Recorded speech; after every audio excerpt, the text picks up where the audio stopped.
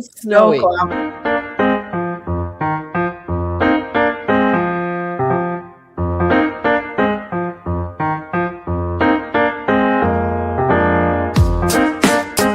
Hi, I'm Eric Sabri, your Wayne County Treasurer.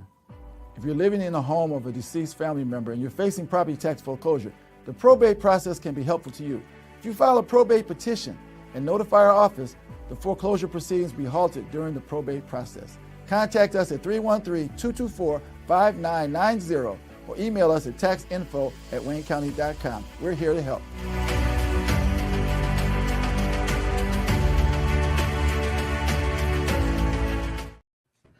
Happy Friday and welcome to today's edition of The Week That Was. The last vestige of Deadline Detroit that Allan Lengel is not completely in charge of. So I'm your host, Nancy Derringer, and I am joined by a diminished but still smart and witty panel. We've got to my I guess it's my left, but it's really the other way, is community or public affairs and former Free Press reporter Darci McConnell, labor and community activist Barb, Ingalls, Joel Sklar, who is going to have to carry the weight for our usual troika of lawyers. We're hoping that heavy load. It is. It really is. We're hoping that Steve Fishman shows up soon, and of course our illustrious host and ringmaster, Deadline Detroit co-founder Allan Lengel. So once again, even though it had a holiday in it, it was a crazy week, and we have to get right to it. I don't know. Saeed is traveling today, so he generally sends along a list of topics that he thinks we should discuss, which whenever I host, I print out here. And as usual, Saeed being a professor with an international affairs focus, it's full of high-minded international affairs. But today I say we throw it out the window and say, well, how about those Hoosiers? I mean, incredible. It's unbelievable. I mean, it is unbelievable. Represented. When I left Indiana 26 years ago, the football team, and it was all about basketball at IU. I mean, everybody, it was the Bobby Knight era was over, but it's still, the legacy lived on. Everybody was into basketball in Indiana, and the football team was like an afterthought. And as I understand from talking to people who pay attention to this stuff, this was the case as recently as 3 years ago. But they have this new coach and now a Heisman Trophy winning quarterback, who has like whipped that bunch into shape. And last night they humiliated Alabama, just stomped them into that Rose Bowl dirt and put them in a shallow grave. Yeah. So they learned how to use NIL money and the transfer portal to get great players quick. So really? They would be one of the worst teams historically. Yeah. Theoretically a national championship in a bit. So it's amazing how college football has changed. Yes. Where you can now attract, it's like semi-pro or pro. You could attract players by paying them money, and that's what Indiana started doing. They started getting into the game, getting seasoned players, and here we go. Well, college sports in general, because, I mean, my Wolverines are just, 100 points every game. That's serious investment. Return. Are we talking about the basketball team? Yes, we are talking about obviously. They're not. Oh, yeah. Obviously, we were talking about the Cheez-It Bowl losers. Yeah. I think it was last week, Steve Fishman predicted that they would win a national championship this year. So behind me, you can see my bingo card for 2026, which I'm putting up here. And I have it on here. I have U of M wins national championship. And then I also included Bill's prediction from last week, which was that the GOP would try to nationalize elections. So if you go to bingobaker.com, there's a lot of like bingo card generators on the web. You too can make your own. So I'm going to keep it up here on my bulletin board, and I'm going to mark stuff off. So there you go. So Allan. I was going to say, in terms of, the college, it's changed the whole dynamics of college with paying these players $3 million. I was a janitor at Wilson Hall at Michigan State to make spending money so I could go to Bell's Pizza and get a grinder or something. That's a sandwich nowadays. It may have a different meaning. But it's interesting. When in my senior year, Adolph Mongo had a high school magazine called Champions, and it was about high school sports. And he called me up one day and he says, "You got to do a story on this guy, Irvin Johnson. They call him Magic. He's amazing. He's a senior at Lansing Everett High School." He says, "Get a hold of him." So I did get a hold of Magic, and he met me at a gas station, a Shell gas station in Lansing. Pulls up in a deuce and a quarter, a Buick 225, which was a big boat. And it's now just out in the open that you can pay these guys. But all these guys, when I was at Michigan State, the football players would pull up in front of Bessie Hall in their Thunderbirds and stuff like that. So the local business people were always kind of taking care of them. But now it's just out in the open, Ishbia, all these people give him money so you can buy the best, Right, exactly. I grew up in Columbus, Ohio, so I am no stranger to this culture of mad, worship of the college team. But I think sometime in the 60s, when Volkswagen Beetles were kind of the default low-cost car for a college student, I think one of the Ohio State players had one that he had striped like the helmets. So it was gray and it had like the red stripe up the middle. It was very cute. Everybody knew who it was. So there you go. I mean, you have to acknowledge though that the schools make a ton of money off these athletes, and they do.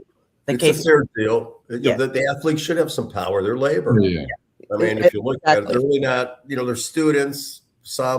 Most, but most are labor. And they're entitled to the fruits. So I would like to see more equity in it, just like every player makes whatever 50 grand or whatever. They should all get paid because, as you say, I mean, the money that University of Michigan State generated the football program is amazing. But it's just weird. One kid gets paid $3 million a year, another whatever. I think there should be more equity and just not make money the central part of it. But it keeps some of these guys from going pro.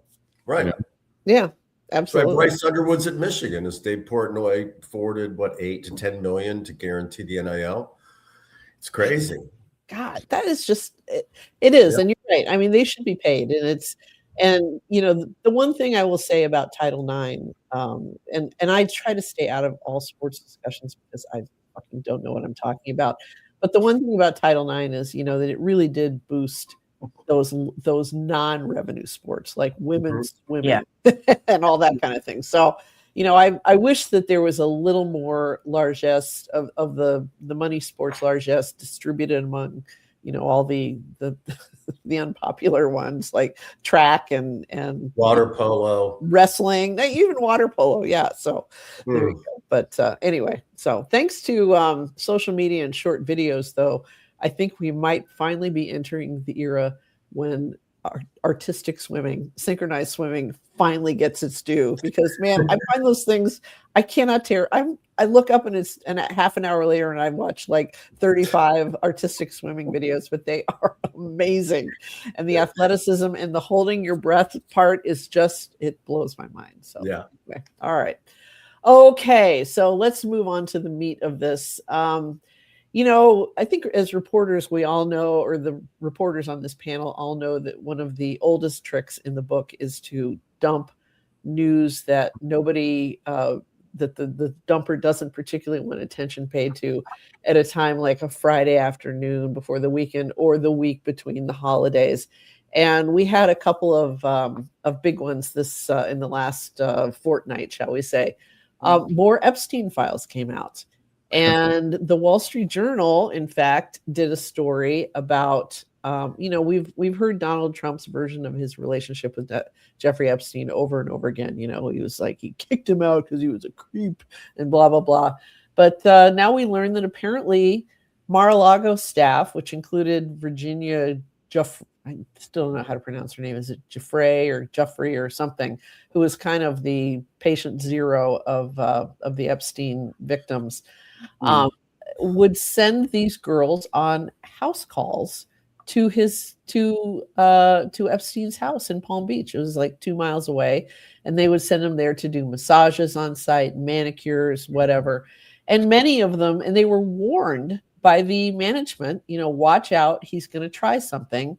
And many of them came back and reported that indeed he had done exactly that. And yet still, they went on. It went on for years after everybody knew what Jeffrey Epstein was about. So what the hell is going on here? I mean, I guess my question to start the discussion is any of this going to leave a dent in Donald Trump or the Trump administration? It's hard to, it's just one thing, when I was reading the stories about, or what's coming out of the Epstein files are like beyond what I could have imagined. There's allegations of a 13-year-old girl who was raped, of a baby who was thrown in Lake Michigan. This is in apparently FBI files. I mean, the level, this guy may be not just, in pedophilia, but murder. I mean, and I can believe it. I mean, there's no reason to this. As I see Trump, he's the most shocking, but not surprising. Is right. He's the most vile person on the face of the earth. What could the most vile person on the face of the earth do? Anything. Yeah. So no, I hope it does. I mean, some of these stories are so incredible and so disturbing that I don't know if people can look away. Yeah. I mean, this isn't just another story. This stuff is like terrifyingly like, what the hell? Yeah. So I'm not so sure this is going to be, I think this may make a dent on some. Certainly independents, I would think, are going to have a dent. I would hope so. God only knows. Some of them are going to have a dent too. I mean, MTG's leaving, Bobert's pissed, Macy apparently. There's something going on. Yeah. Allan. There's so much redactions in there. I mean, you go through it and there's just, which is typical of the FBI when you do a freedom of information. I've done it so many times, and they give you whole pages that are just blacked out.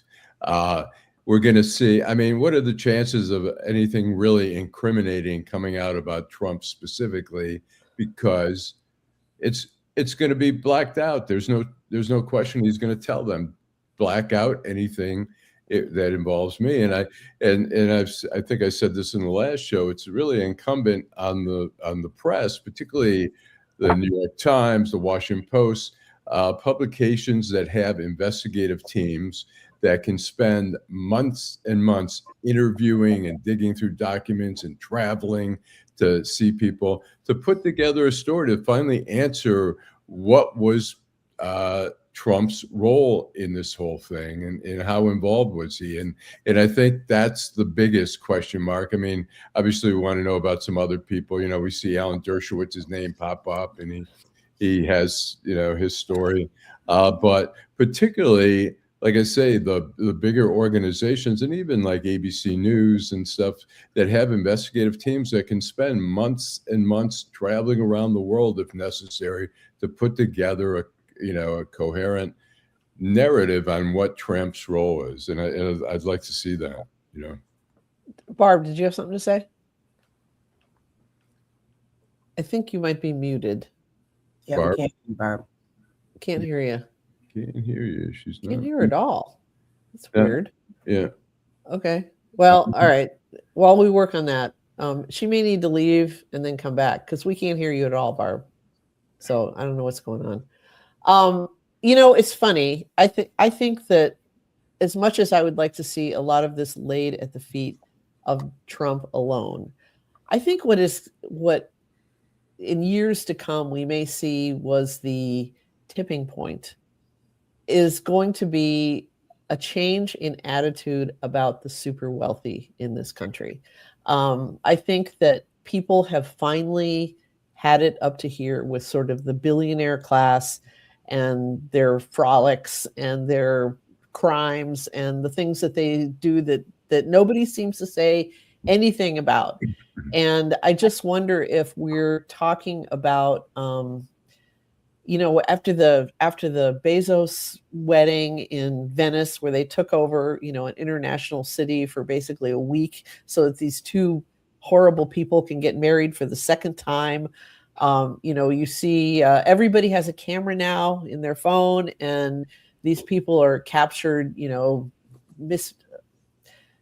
berating staff and so forth. And I feel like we might be approaching a point after something almost close to 50 years of talking about job creators and innovators and entrepreneurs and all this other stuff, where people are just going to start revolting against this, or at least distancing themselves from it. The election of Zoran Mamdani in New York City. I don't know if any of you guys read his inaugural speech, or portions of it, which were all over the news today.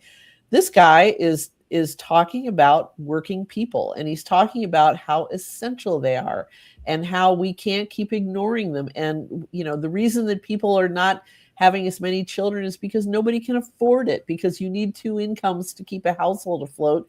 And, we can't afford to have mom stay home the way we could in the 50s. It's just not happening anymore. I go out, I was running a lot of errands this week, and I can't believe how many people I saw who, how many door dashers kind of walk into not just a restaurant, but into any business now. They're picky. Everybody's a gig worker now. And so I get the feeling that, with our healthcare premiums, with the loss of the enhanced subsidies starting this week, I just think there's going to be, and people are going to look at this Epstein file and they're going to say, look at all these people who knew. Look at all these people who saw teenagers walking in and out of this guy's house and never questioned it, who were on this island, who were on the plane, blah, blah, blah. And it just, I don't know. I mean, I feel like I'm ranting now, but I feel like that could be perhaps something that we can look forward to. I mean, go ahead, Darci. Well, I was going to say, I mean, the election was a tipping point, I think, as it relates to that messaging. And so I agree with you to a decent extent that, a good chunk of our base, we weren't having the conversation about the issues that matter to them the most. And so I think that wake-up call happened. And I think Mamdani shows, especially with the young people, how critical that is. And the people that previously, I guess, were kind of considered outliers are the ones that are, gaining in popularity, making the rounds nationally. And some of our old guard are feeling, I guess, some of the dismay and disillusionment. So I agree with you to a good extent, Nancy. I don't know that people are. I mean, we had the Occupy movement, right? How long ago was that? So that was the first time you really saw the messaging reach the top level. But I still think it's like, what's going on with me personally, directly. I don't know if they'll fully connect the dots with like Epstein and some of these other things. Right. Well, I hope. Barb, are you? Can you hear me now? Now we can hear you. Right. Yes. I was gonna, what I was gonna say is I'm hoping that the women, the survivors of the abuse, who are ready to name names, and I really hope that they do it, and I hope that they're taken seriously, and I hope that they're covered. And the only thing that worries me is that I think we're close to burning out on that story. Because it's as it should be everywhere, but people are like, because closer to home, as you say, things are really bad, and they're about to get worse. And so, what does Trump do? He takes the tariff off of pasta. Yay, Italian pasta we can have again. It's comical.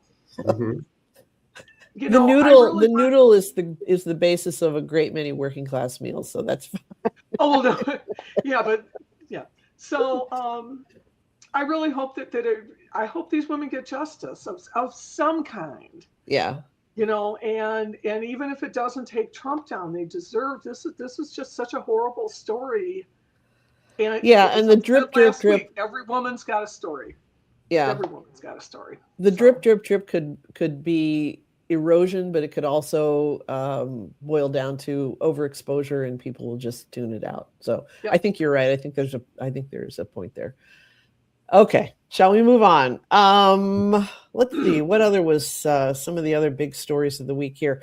There's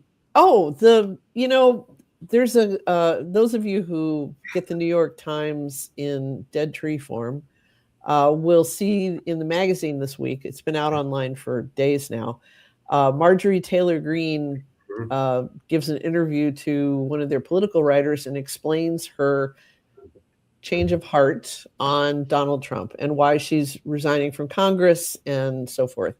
And I feel as though I read it I don't 100% believe it. I will never trust Marjorie Taylor Greene, but she gives what I think sounds like a fairly credible explanation for why she's been the way she is and why she no longer is the way she, or why she claims to have changed her ways. She talks about falling out of lust, shall we say, with Donald Trump after the Charlie Kirk memorial service, which was more like a Trump rally in Arizona, where Trump stood up and he said, Charlie was a guy who always said he could forgive people and he didn't wish ill upon people. I'm not that way. I hate my enemies and I want them all to suffer. And she said, that was, for a woman who's trying to be more Christ-like, that was kind of a tipping point for her. But I don't know. I mean, Lauren Boebert now is irritated because Trump vetoed I think it was a water project in Colorado, which he said was approved on a 100% non-part or bipartisan basis. And he's got some beef with the native tribe that's out there. I don't know what it is, but is MAGA fracturing? Are these cracks serious, or is this just the inevitable result of what they call their big tent? I think, like any autocratic fascist movement, splinters. I think with under its own weight, it's going to crumble, and because everybody's an absolutist and a purist. Theoretically, everybody's an ideologue. I think MAGA is failing. I mean, you have to look who's driving it now, and it's Stephen Miller. And I keep saying that because he may be the most vile or second most vile person on earth next to Trump. I'm not sure exactly which way you move these guys. But I think the more that he gets exposed, I just know it when I see it, the more that he gets exposed to the public, the more that, it's going to splinter the public. It's going to splinter MAGA, and MAGA is fighting amongst itself. There's some who believe that vaccines are really decent. MAHA doesn't do so. I mean, it's an insane movement. We know that. It's not based on anything. It's not based on fact. It's based on this, fictional alternate reality. And so I think when when it becomes real, and now the healthcare costs are tripling, my Medicare costs are going up, shit hits the fan, and that's what's happening. And so people realize, my God, this isn't the utopian world that he promised me. I'm not getting $2,000. I'm not getting $5,000. Everything's going up. So yeah, I think they're splintering within the movement itself, obviously, but also within those who have embraced it are realizing this ain't doing much for me at all. There's wretched excess, like I think that's terrible. Trump reminds me of like Nero, and he just fiddling as we burn, and sooner or later the disparity gets too great, and there is last week he was posting on his social network marble swatches for the new armrests at the Kennedy Center, unlike anything ever seen before. It's like no, it's such swatches. Exactly. Lincoln like granite, but Darci. I was going to say that one of the things that she said in that interview was that she was naive, that she was embarrassed to say that what she didn't understand. I think I kind of take her at her word as far as that goes. And then she also talked about the death threats, which, to me, that's probably the tipping point for her, even though the hypocrisy of it all in terms of what kind of climate she created for others, notwithstanding. Right. So, I agree with Joel that, what everybody said, it's been the drip, drip, drip. I think all these people who aren't running for office again is a clear indication. And so, and there's not a part of his base that he grew numbers with that's not affected by his actions. Mm-hmm. So his numbers are down. So I think we are seeing that, but it is a long game, right? But I do think for the way the year ended showed that he is losing ground. Yeah, I think so. Allan? I think we saw the Tea Party, same thing. Tea Party was very powerful, very influential, and then it crumbled. I think, and the MAGA movement, who's headed by one of the meanest spirited people around, I think when you have that tone set, eventually mean people cannibalize each other, I think. Right. So yeah, it's corrosive. It just is. Barb, did you have something to add? No, not yet. Okay, you sound like you maybe have this thing that's going around. So there you go. I don't, but we were out late last night. Oh. Okay. It's I have the time, but I saw something in one of those million newsletters that I get in the email that I can't seem to unsubscribe to, where somebody was asking. It was one of these things where they send out an email to media influencers and ask them what they got wrong in 2025. And one of them said that they thought that the Charlie Kirk assassination would be like the Reichstag fire that causes MAGA to go completely berserk. And it hasn't. It's become, Charlie Kirk has become a laughingstock online. If you, there are some hilarious memes going around about the widow Kirk and her, grifted. Yeah, exactly. It's like she's moved on to the next stage of grief, merch, At wholesale. Yeah, exactly. And she's, she comes out on stage a month after her husband's assassination in skin tight leather pants, with pyrotechnics going off. And it's like, there's a lot of people who are going to look at that and say, who are these freaks and why do they want my vote? So there you go. All right. I don't want to leave Trump entirely behind, but I think also we need to note the full-on rebellion against the renaming of the Kennedy Center has really, really taken off in the last couple of weeks, really. And it's not just ideological. I mean, there's a dance company apparently that is based at the Kennedy Center, and they say they're leaving because they can't sell tickets anymore. I mean, it's like, even if every single one of them was like super MAGA, it's like their subscription sales are down 40%. And it just doesn't make, the math ain't mathin', as we say these days. So, and that was such a Bush League, oh my God, Francisco Franco move at to add, we have the Kennedy Center for the Performing Arts, and then to add a line above and find out that the Washington Post reported that apparently the rules were changed so that quietly some weeks ago, so that only Trump appointed trustees of the Kennedy Center were allowed to vote on this. Fair. What's wrong with that? Yeah, exactly. I mean, it's insane. And you want to win, that's how you do it. Exactly. That's the greatest. That's just, oh my God. It's so sad. Just tiny little man. I know. I think about all the Kennedy Centers, the Kennedy Center honors that we've had, and it's like it's always in December, right?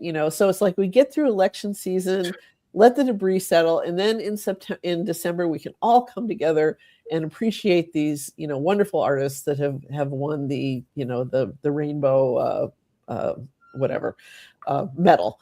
And he had to fuck that up too. I mean, the idea of Sylvester Stallone and Kiss sitting up there, and he even changed the medal. I mean, they took the medal away, the medal commission away from the family that had been making them forever, and gave it to Tiffany. Oh boy, that's just what Tiffany needs, is like, another place to brand. And they have, and it's awful. And I think about all the great Kennedy Centers that honors shows that we've been able to see in the last few years. Aretha singing Natural Woman to Carole King, while she weeps and Obama cries. And the thing that they did for Led Zeppelin, when they had like this choir doing Stairway to Heaven, it was a barn burner, and all they've got is like poor Gloria Gaynor out there with her one hit. With Gloria Gaynor. There actually an interesting little thing. Kid Rock, I don't know if you saw, I posted on Deadline Detroit. Kid Rock was golfing with Donald Trump, and Donald Trump showed him, I guess, a video of James Brown and Pavarotti singing "It's a Man's World," and it is pretty cool. That was the first cool thing that Trump has been affiliated with in his whole. But that wasn't at the Kennedy Center, because James Brown has been dead for 20 years now. No, that was like 2008. It was a fundraiser for Angola or something like that. Yeah. Way back. But I'm just saying, Trump just Kid Rock just posted it on X and stuff. So Rock. when I bring it up, it's sort of a semi-segue for culture. Okay, so we'll see that shithead sometime in the future at the Kennedy Center Honors. No doubt. Barb. The Kennedy family has had a really bad week. They've had a terrible week. A really horrible week. To Tanya Schlossberg.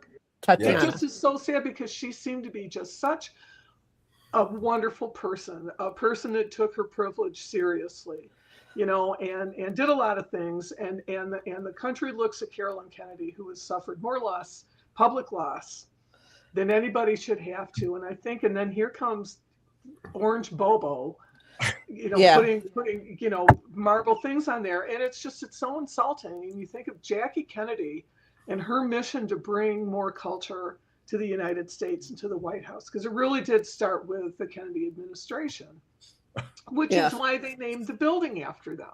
Right. Exactly. She had Pablo Casals. She had just amazing things, and here we are, and it will be Kid Rock soon. And I don't know if you guys know this, United Wholesale Mortgage, that giant company that's out there in Auburn Hills, 10,000 employees.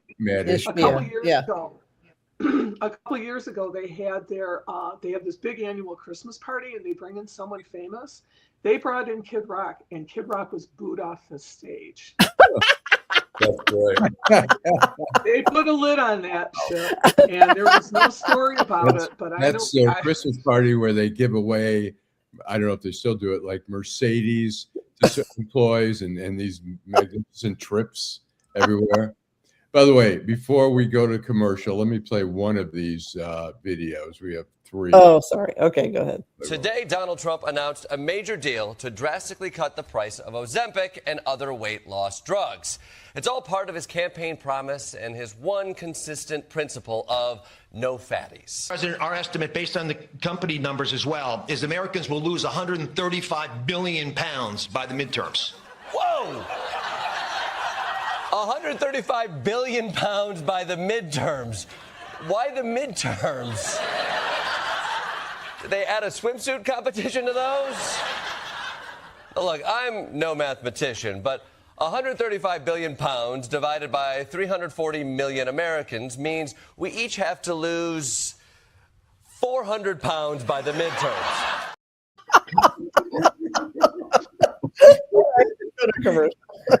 I love this administration. They just take numbers and just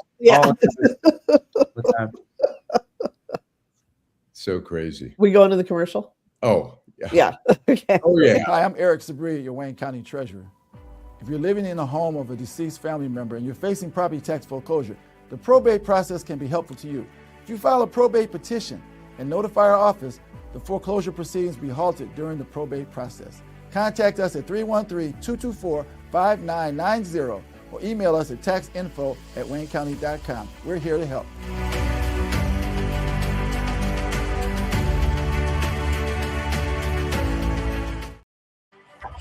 All right, back for the second half of the show. January 1 brings new taxes, generally speaking, and we've got a fuel tax, a new fuel tax, a suspension of the sales tax on fuel, but now another fuel tax, presumably for roads. And then we also have, of course, that fearsome 24% marijuana tax. And I know that is going to really harsh some mellows around here.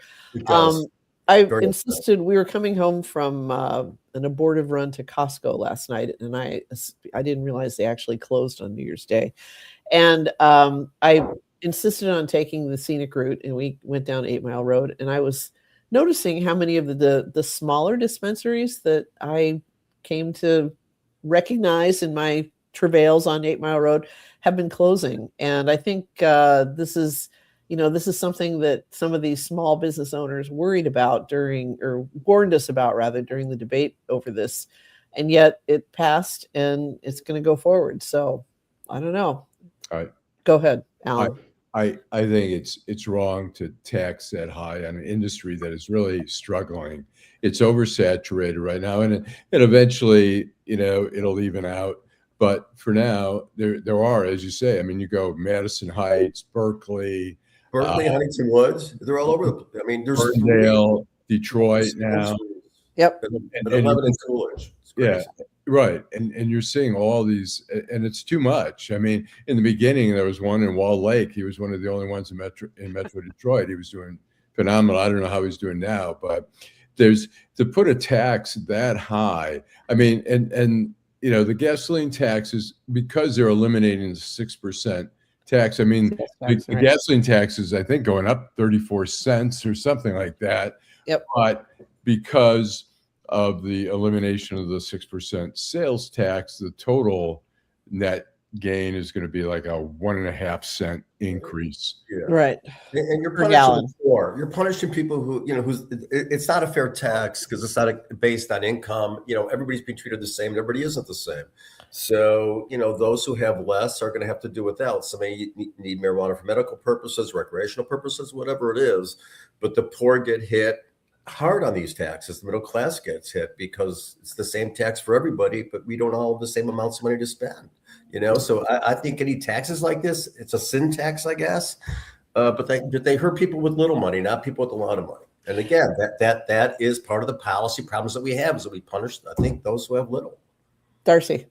Well, and not only that, I mean, it is a struggling industry. The market is saturated. So what are they going to actually get? You know, it's not going to have the return that they are anticipating, right? Mm-hmm. So we're still going to have some budget issues that we have to deal with down the line. So right. And as, you know, part of the argument for legalizing cannabis in the first place was to get it out of the black market, right? Well, it's like, that's not going to happen. You know, this is a plant that is very easy to grow. And unless you are the world's world champion weed user, 1 or 2 plants can supply you for a year. And, you know, depending on the strain and how good of a gardener you are. And so, you know, people just start growing in their backyard, which is what they're doing now anyway. Smokers are too lazy for that, though. Yeah. Oh, they are. Okay. On the market. I mean, there's you know, there's plenty out there in the world. It's just because it is easy to make and cultivate. So the strains that are being sold now, it's just too strong. I don't want to sound like an old lady, but it's like if they came out with a strain called 3 Beer Buzz, that would sell like hotcakes to my demographic. Let me just say this. You should talk to your bud tender and tell them that, hey, I don't get high a lot. I want something low THC content, and they'll give you something that you'll actually enjoy. It could be an edible, it could be something to smoke. But I have found in my travails that the people behind the counter know more than I do. For us, Joel. I'll be happy to do it. You know, and again, I worked at Pine Knob in the late 70s, and every night we would clean the hill, and I'd find bags of weed. Really? Somehow, you know, what are you going to do? And it was just a great summer gig. And it reminds me that it's like, it was plentiful then. It's now like incredibly plentiful now. So it's always been. I never thought we'd indulge. When I was a janitor in Wilson Hall, one of my jobs was a Sunday morning at 8:30 in the morning, after, you know, partying all night, cleaning up the auditorium where they had the movies. And just littered with roaches, like the whole place. It was like, it's hard to get marijuana. That was back when you could smoke in a movie theater. So, you know. Those were beautiful days. Gummies are where it's at now. So, well, but the problem with gummies is they last too long. And, you know, I don't know. Gummies don't do it for me. I am old school. I am still going to want to like roll a joint and smoke it or do it just makes me cough. It's the ritual, man. It's the whole process. It's like mixing a martini, right? You know, it's like seed and the stems. It was college. I remember getting my Fragile Yes album out, I believe. Oh my God. What a great album. That's why we had those double LPs are the ones that had like a fold out so that you could like, you know, you could clean it and it would all. I remember the traffic. High school, there were people would sell bags of joints. Yeah, right? Pre-rolls, right. Right. And so we had this police officer come to our school and ask if anybody had ever had a joint. And he said, if I pass this apple around and everybody licked it, would you eat it? He said, well, that's what's happening when you're buying joints. That's damn good apple. I said, so my smart alecky self said, but what if you roll your own? Way to go. Well, okay. And that is how Darcy got kicked out of the dare class. When I was on strike at Detroit News, I was a substitute teacher, Hazel Park High School, and one day in the middle of class, a kid pulls out a hash pipe, and I say, hey buddy, do me a favor, put that away. And I asked the class, I said, how many of you smoke weed? And like 85% said, raise their hand, and they said, what about you, teach? And I had mastered that. I said that would be wrong. And they go, because the first day of class, I was teaching a 9th grade class. This girl raised her hand. She goes, hey, teach, do you smoke? And I said, well, I used to smoke cigarettes. She goes, marijuana? And I said, and I wanted to be honest. I said, well, you figure it out. I went to college in the 70s.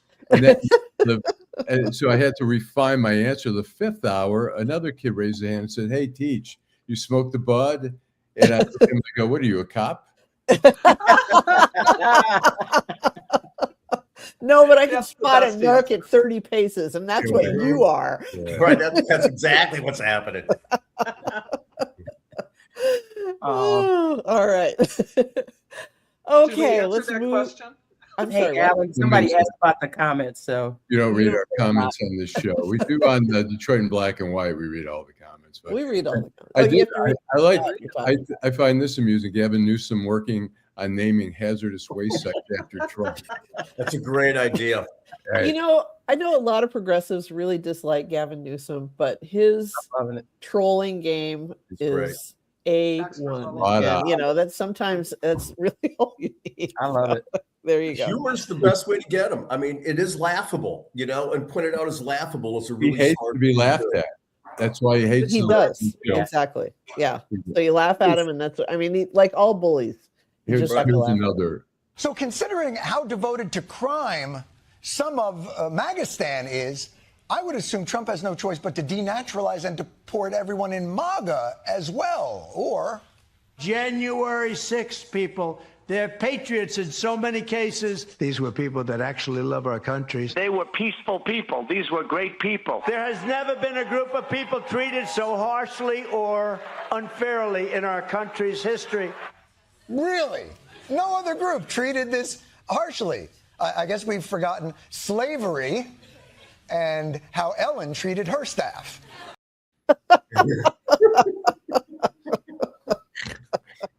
There we go. You just have to tell these January 6th people need to take some tips from Jews, because there's one population in the world that knows how to bloom where they are planted, no matter, even if everybody's stomping on their blossoms, it's got to be that. So, all right. Here's a story that I have to admit that I have not paid all that much attention to. Apparently, the Hamtramck Mayoral Election drama continues with an emergency appeal filed at the Supreme Court for this. So this, I have to say, it's not unusual. It's not rare, but it is unusual to get an election result that is as close as the one in Hamtramck. And then for them to find something like 30 ballots that had not had proper chain of custody, so they had to be thrown out in the recount. It just strikes me as it's such a shame. I mean, this might as well have been a tie. So, anybody? I think it was 37 ballots. What happened is they were absentee ballots. They weren't found till the next day, and then, as you say, the chain of custody was lost. So, the courts have ruled against counting it, and the difference, I think, is about 11 votes. So the person is supposed to be sworn in yesterday, and I don't know, did they get sworn in? I'm not even sure. I do not know. I know it's on appeal. They've asked the lower court, Wayne County Circuit, ruled against counting it. Then they appealed to the Court of Appeals, but then they said, fuck it, let's just go to the Supreme Court. They're asking for an emergency hearing on that. And so I don't know what's going to happen. It is a shame it's so close. And there's 37 votes that the city screwed up on, and that could certainly make the difference. So. Mm-hmm. Hamtramck has changed quite a lot since I first moved to this area, but I'm pleased that what I consider the best part of Hamtramck, which is the bars and the rock and roll scene, continues to do well. But I have every year at the Hamtramck Labor Day Festival, my husband comes home and he says, "I don't know if this place is going to last, if this festival is going to last another year." He said it's too offensive to, I think, the Muslim population in Hamtramck, but who knows? So, all right. Let's see. Let's move on. The Detroit Lions, of course, had some heartbreak late in their season. And of course, they are out of the playoffs, but they still have one more game to play. So come on, sports fans. Joel, Allan. Every game matters. Campbell's going to have to play hard. Guys are playing for contracts. Guys are playing for other teams. In theory, they got some free agents. Okay. My guess is there's a lot of there's a rivalry with Ben Johnson now. We beat the Bears the first game. We kind of schooled them the first game, and they're going to school us. So I think Ben Johnson's going to trounce the Lions. Really? I think that's going to get killed. Yeah, I just don't think they're playing well, and they're. It's been a bad season. They haven't played well. So I see the Bears are and the Bears are having a great season. So great season. Yeah. First place. Allan. Darcy wanted to jump in there. Go ahead. Oh, Darcy, go ahead. Well, let's acknowledge the level of injuries that the Lions have is just I think unparalleled for massive. Right? Massive. But there is a rivalry that existed before Ben Johnson with the Bears. So, I mean, they could play spoilers too. So I'm a ride or die. So I'm still saying go Lions for the V. Okay. I think, look, they're 8-8 right now. They want to. Joel's dog. Hey, Joel's dog. Well, I'm in California. It's my son's dog. Oh, Joel's dog. Okay. All right. Yeah, it's a. I thought you had gotten an Airbnb. Put him on mute till we. It's okay. You let the dog bark. It's okay. So. Who let the dogs out? It's like that commercial. So, anyways, look, they're 8-8. They'd like to have a winning season, so they'd be 9-8, and also the Vikings are 8-8. So they'd like to, except for I think they'll have an easier schedule if they're in the last place in the division. But again, Ben Johnson was the coach, and there was always a debate whether the Lions were hurt by Ben Johnson leaving, but certainly he was entitled. Ben Johnson put in his time, did great things for the Lions, and he was entitled. He was ready. He should have actually left the year before, but they gave him such a great contract, and he wanted to see if they could take him to the Super Bowl. So it's going to. I have my issue, and Darcy brings up about injuries. My issue is the NFL is doing everything it can to squeeze money out and injure these people. I mean, they should. If they really cared about the players, one, they would shorten the season. It's now 17 games before the playoffs. They should shorten it to 14. They should cut out the Thursday, except for Thanksgiving. You can't have a team. So a lot of these teams are playing Sunday, and suddenly they're playing Thursday. That's not enough time for their bodies to heal after getting the shit beat out of them. But the NFL just keeps piling on and more stuff. And I think if they want to have anyone left, it's heartbreaking every season now with the Lions. They're losing so many people, and they lost all pro players. They lost their entire secondary. Yeah, and their practices. I think maybe they should be limited to 4 days a week instead of 5 days. I think they're getting the shit beat out of them, and it's every game. Some of these guys are just running, and suddenly they come up limping, and they're torn this or that, and they're out for a whole year. So. That was a good point. That's what the union, when they expanded the games, that's what the union was concerned about, that guys will get hurt, and you're really shortening careers significantly. And I think that's true. Especially if you do get into the playoffs, you have a run. That's a lot of football. I mean, the Lions have played a lot of football in the last 3 years. And every time you play, man, the risk goes up. And you're right. There's not enough recovery time. There's way too much expected. And it's the most violent fucking game in the world. Do you think that, because I have this on my bingo card, Dan Campbell moves on. Do you think he's hanging around? Oh yeah. I do. Yeah, he's staying. Really? Okay. You can lose it. It's okay. You can take a step back, and then 2 steps forward. I mean, that's the nature of sport. They had a big change. You lost both coordinators. I thought they were going to regress. They did. And I think next year they'll take 2 steps ahead. I think the culture's right. They have their core. Hopefully people heal well. But they got to figure out why everybody's getting hurt on this team, maybe more so than others, because they're losing. Fans are so fickle. They chant, Jared Goff. He show up to a basketball or hockey game or something, Jared Goff. And then suddenly they're like, fuck Jared Goff. We need a new quarterback. Fuck Dan Campbell. I mean, it's just there's no loyalty in a lot of the fandom. It's like, you win for us. It's very transactional. You win, we love you. You don't win, fuck you. Well, yes and no, because Lions fans are the most rabid, and they show up regardless. Unlike Tigers fans, when Tigers suck, those stands are empty. People stop showing up for real. Not with the Lions. The Lions fans show up consistently. Now, if you don't know the basics, I mean, if you don't have a line, it's the same thing that Matt Stafford, whether you hated him or not. But we had a line that you could run a truck through, and so with all the injuries, we're in pretty much the same position now. So it doesn't mean that we don't have a talented quarterback, but it means he doesn't have enough protection. I agree. I mean, when they lost, this is going to be too much, but when they lost their center, Ragnow, he was an all-pro and the best center in football and really the glue of that line. When he left, that's a void that they could fill. And then they lost both interior linemen. Yeah. So you really can't protect the quarterback. You can't open up holes to run.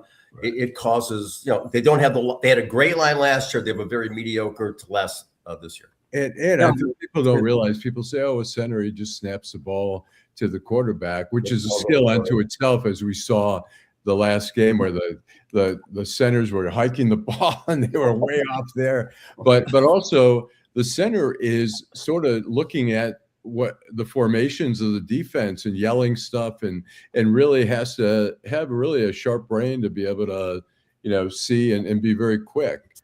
So that was a major loss, and they may not. I don't know if they're going to have a regular center again for this last game. Could be a killing, but I think Dan Campbell wants to win so badly against Ben Johnson as do the other players. Oh yeah, they're going to play hard. They always play hard for the guy. They never give up. Okay. Well, before we move on, I want to nerd out for a minute here and use my position as administrator to put a picture up on the screen. This thing the storm that hit before around New Year's, they called it the bomb cyclone, which was when it was 50 degrees and then suddenly it was 20 degrees and the wind was just howling out of the west with this incredible cold front. Well, those of you who know what a seiche is, I believe it's French for wave. A seiche is a meteorological phenomenon that pushes water out of a body of water, so that one end of it can be high and dry, and the other end, of course, could be flooding because essentially all this water has to go somewhere. Well, we had a seiche effect on Lake Erie during this thing, and it was the second significant one of the year, as I recall. I think there was one in the fall. But, in Buffalo, New York, it was high water. In Toledo, Ohio, it was no water. But I found this photograph on a Facebook page from the seiche in Lake Erie. That is, you can recognize the shape. It's a snowmobile. Yeah, it's a snowmobile covered with zebra mussels that obviously somebody lost through the ice back in. I mean, the water dropped something like 7 feet in the western basin of Lake Erie that somebody lost in a ferry. That is great. Drunk versus ice. Yeah, that's what happened. Exactly. Some guy went. I thought it was a sea-doo. That is beautiful. It's gorgeous. Personal watercraft. It really is. It is that is it could. Well, you know what? It could have been a sea-doo, but I don't think anybody would have lost their sea-doo at the bottom. My husband used to ride. We're like, you can see the skid in the back there. So anyway, I just wanted to. It's just So anyway, so all right. You got one more video. Let's show the video. Funeral services fit for a president. Today's funeral service bringing together 5 living presidents: Bill Clinton, George W. Bush, Barack Obama, Joe Biden, and Donald Trump, to honor Carter, the longest-lived commander-in-chief. Wow, that is incredibly rare to have 5 American presidents in the same room together, and even rarer to have Donald and Melania in the same room together. Kudos goes to President Carter. And it seemed pretty uncomfortable that they all had to sit next to Donald Trump. Just think about the history there. Trump tried to put her in prison, accused him of murder, said he was the secret Muslim founder of ISIS, said she was pretending to be black, ended his entire family dynasty, almost got him murdered, tried to overthrow his presidency, and paid off a porn star behind her back. Yes, that was from January with the death of course, President Carter. Oh, one other thing I did want to get into before we go to the last segment. We have something that I didn't think would ever happen happening in Detroit this week, which is the end of the joint operating agreement between the Detroit Free Press and the Detroit News. I thought this would, generally speaking, when that happens, it leads to the death of one of the two papers. But in this case, the Detroit News has said it is going to plant its flag and go off on its own and have a new Sunday print edition for the first time in 36 years. So I have to say, and I know that I'm a little biased on this because that's where my husband worked before he retired, but I have to say, go Detroit News. And I'm really looking forward to seeing what the competition leads to, although I'm also aware that we have, the people who actually read newspapers anymore, at least in print form, are all my age or older. So, I mean, how do we feel about this? We got a couple journalists on this panel. I mean, it's funny. I was at Myers on Jefferson one day, and it was a Saturday paper, not even the Sunday paper. And I said, "Oh, I'm gonna, I haven't read a hard news paper in a long time." And I picked it up and I bought it. It was like, I think $3.30 and it was so thin. Like you say, I don't know how many. There's still money to be made in print advertising, and so I think that it's got to be worth it for them. I wonder, one of the two sides, or maybe both, but I suspect one wanted to end the JOA, thinking they can knock the other one out. The Detroit News is owned by the same company that owns the Oakham Press and the Macomb Daily. Yeah. And so they have somewhat of a network already, but then, Gannett also has a network of different papers. And so we'll see how, it'd be great if they can last, if they can both, continue on in their ways. I think the Detroit News, they're both really, for what the very limited staff they have, they're both decent papers for what limitations they have. Right. I think the Detroit News is more aggressive. Overall, I think they're just a more aggressive. You sense a little bit more urgency with them, but the Free Press has some real talents there as well. So hopefully, so. Go ahead, Barb. Well, they got rid of 90% of their staff. They don't. The Free Press is being printed in Ohio, and I think the News is going to be printed in Indiana now. And I heard Chicago, but I could be wrong. So go ahead. It might be, but and there's no more. All of that kind of work, is gone, and so and it's all being farmed out for very, very cheap. So they have more. They lost that cost of doing business. Right. And and I'm bitter and angry. You were part of that back. I worked for the JOA. Yeah, for the JOA. You were in the that business staff, thing of it. And my job was eliminated 12 years ago. They sent my job to Iowa for someone that would be paid $10 an hour, to do it, and that's Gannett. Those were the little centers. So I haven't picked up a paper since the day I walked out. When they my last day at work was the last time I read a copy of it. When I started working there, the Sunday paper was that thick. Wow. And there was and I don't know. I don't know where they're going to get the advertising. I don't know where two papers are gonna, yes, the JOA ruined both papers. So I mean, I'm very happy for the reporters that still work there, and I really genuinely wish them well. I still have friends there, and it's kind of heartbreaking, but I still think one of the papers have got to go. There is only so much advertising. Right. And people ask why print, like when everything is read online nowadays, but it's like for advertisers, they like print. I mean, there is nothing on, I mean, people use blockers, they use all kinds of things to avoid advertising online, and that's their, right if they want to, but it's just, if you're an advertiser, you want your, imagine those, remember when sports departments were full of tire ads? It's like, the tires. I used to make those. I mean, that was my job. Yeah. I did car ads, and I did topless clubs, and I did topless bars. On the day after September 11th, I was putting American flags on titty bar ads.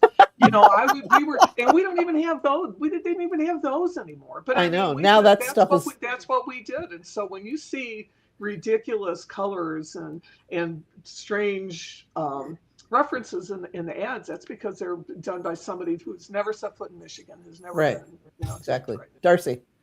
Well, yeah. So just to add to that, I mean, the copy editing has suffered tremendously as a result of that being farmed out to Indianapolis, I believe, is the copy desk.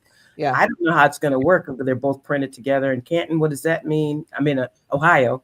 I'm curious about that. And circulation drives how much you can charge for ads. And so their circulation is, I don't know, I think it's like 60,000 or something. I mean, it's pretty low. So I think there are plenty of journalists who are still doing great work. So I'm always going to be an optimist and half full.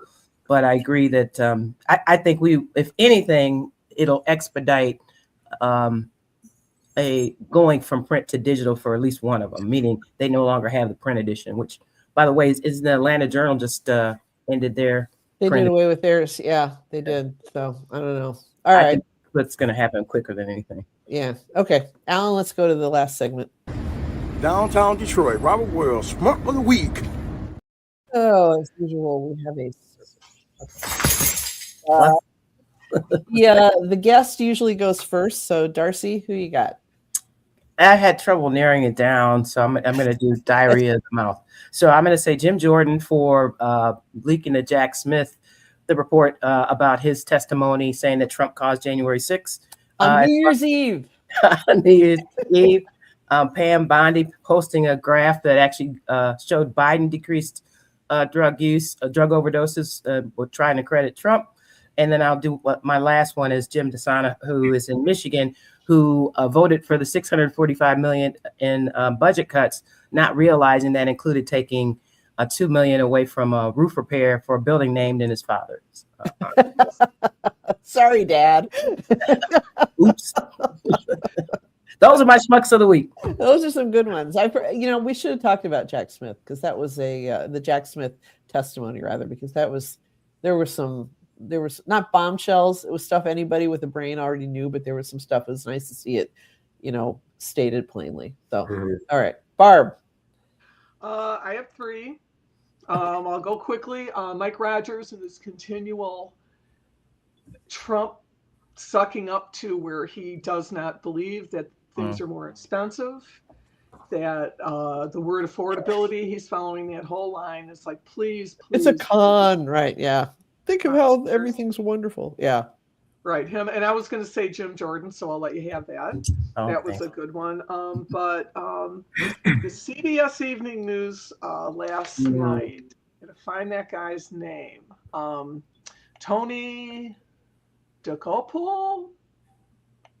Married to Katie Tur. Oh, really? Oh, what a shock. Said last night on Too Many Stories, the press has missed the story because we've taken into account the perspective of advocates and not the average American. Or we put too much weight in the analysis of academics or elites and not enough on you. That changes now. Right. Which means No more experts.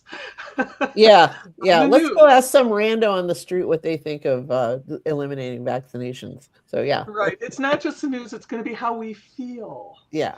How do we feel? How are we angry? So yeah. So more CBS News and what's her name? Oh, and just say something about CBS News. It's funny. There's stories out there. Some Jewish people are trying to say that Barry Weiss is getting grief because she's Jewish, because she's defended Israel, and it's total bullshit. It's like Barry Weiss came in when CBS, when the new owners, Paramount, were already suspect because they settled the 60-minute lawsuit as a bribe so they get their merger through. So then they bring in this woman who has no experience, and she kills this thing. It had nothing to do with her being Jewish. It has to do with the fact that she's perceived as a potential stooge for these people. Mm-hmm. She's acting like one. Rightly or wrongly. You know? As my old friend Jeff Borden would say, I wouldn't trust her on a one-car fatal. So Wow. Good one. I mean, I don't think she's ever covered a one-car fatal. You know, she went straight into opinion journalism, which is take it from somebody who spent 20 years in opinion journalism. It's a very different kettle of fish, shall we say. Joel. I'm going to go with Nicki Minaj.